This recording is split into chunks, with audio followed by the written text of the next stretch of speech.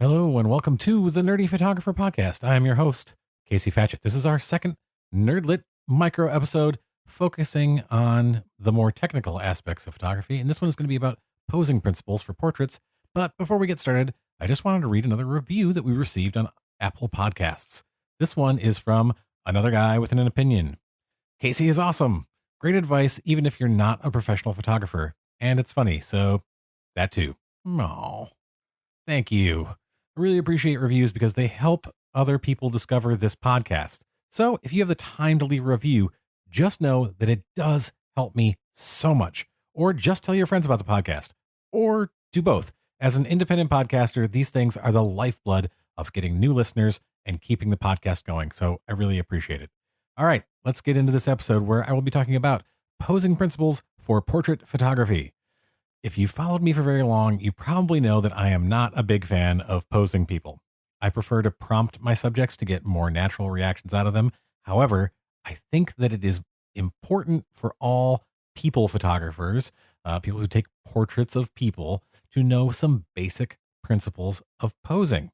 Because even if you are prompting your subjects, it can help to know what will make them look better and produce a better photo with just a little bit of guidance.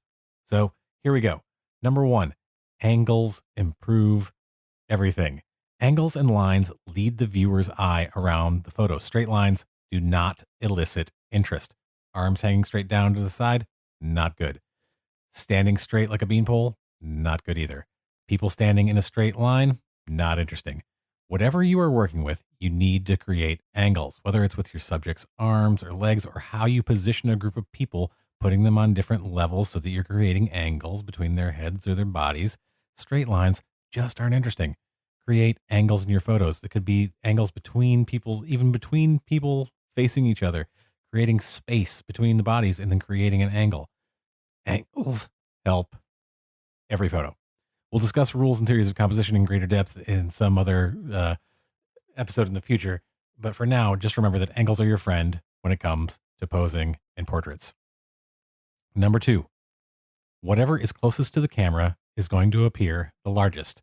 Whether it's someone's face or their hip or their arm, if it's closer to the camera, it will appear larger than everything else in the photo. So that's why if you're trying to do like a headshot or something, you make sure that the person's face is closer to the camera than their body. You want to have more attention on their face than everything else. This is why also when women used to do this, or still do, the skinny arm pose, we used to get this all the time with bridal parties, and bridesmaids would be like, oh, let's all do the skinny arm. Then they push out their hip and it makes their hip look larger than it actually is, but it makes the rest of their body and their arm look skinny. Number three, your subject can appear bigger or smaller depending on how they face the camera. Okay, so a photograph is a two-dimensional representation of a three-dimensional reality. How's that for some nerdery? It's absolutely true, though. Since we're only getting two dimensions, the camera can be tricked into misrepresenting reality. This can be used to your advantage, and it's very similar to number two, and what is closest to the camera is going to appear largest. You can use this to your advantage, or if you don't pay attention, it can work against you. You've probably heard the saying, the camera adds 10 pounds. Well, it's true, and it doesn't always have to do with lens distortion. It has to do with how your subject faces the camera.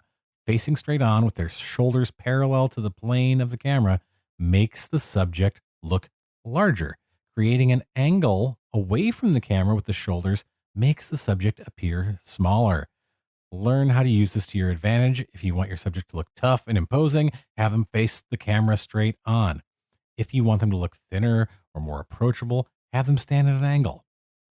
All right, number four, pay attention to the details. Pose the hair. Make choices with your subject's hair, especially if they have a lot of hair. Remember that the iris of your subject's eye needs to be more prominent than the whites of their eye. Otherwise, it just looks weird. Don't let their nose break the line of the face. And what that means is, unless you're shooting someone from a profile, don't let their nose move outside the outside line of their face. It just makes things look really strange. All right, number five, stop using posing guides. Now, this really isn't a principle of posing, but when you use stock poses, you start to forget what looks best for an individual subject. First, are you really going to carry around a posing guide with you? I see ads for posing card sets with hundreds of cards or a guide with over 1,000 poses. Who's going to use all of those? Nobody. You're going to go through and you'll probably pick out a handful of poses you like, and you're going to fall back on those most of the time. And that can lead to all your pictures looking pretty much the same. I have seen talented, experienced photographers who repeatedly post photos with the same 3 poses on Instagram. And when you look at their feed, it looks just like a repeating pattern of poses with occasionally, maybe once or twice they'll have a new one thrown in there sometimes. But overall, it's the same stuff over and over. And that's not a good look for you. Also, certain poses may not be flattering for different body types. It's better to know the basic principles so you can create situations of your own that make your individual clients look their best.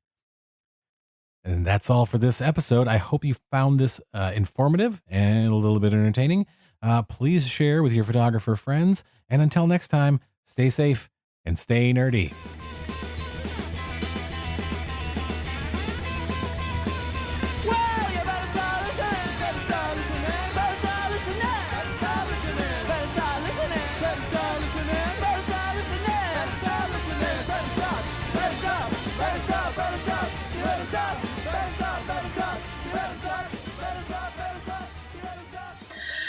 Yar! Yar, what is it, matey? I hate paying these stupid subscription fees to Adobe for Photoshop and Lightroom. Ye be wanting software that ye can be downloading and owning Yar! that allows ye to manage your library of photos like Lightroom, yet also enhance ye photos like Photoshop. Yar! What have I told ye? That such software exists, and it's cheaper than paying for a subscription to Photoshop and Lightroom for just 1 year. I'd say you be crazy. Well, I not be crazy. Ye should check out Luminar. Luminar? Yes, Luminar. It has libraries that allow you to manage ye catalog of photos, tag and organize your pictures. Then you can enhance your photos, smooth skin, remove unwanted objects, apply presets, even replace the sky using Luminar 4's AI engine.